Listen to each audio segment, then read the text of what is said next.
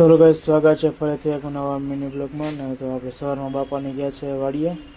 આપણે આવી ગયા છે અહીંયા દુકાન ખોલી, સાફ સફાઈ કરી અને જઈ શકો તો આરામથી બેસવાનું જરીક વાર સુધી આપણે અહીંયા દુકાને જ રહેવાનું છે. અને વાતાવરણ એકદમ છે પાછું ગાઈસ વાગી ગયા છે 12:30. દુકાન બંધ કરીને નીકળવાનું થશે. તો ગાઈસ પાર્સલ આવી ગયું છે આપણું, અને એ પાર્સલ છે ભાઈનું.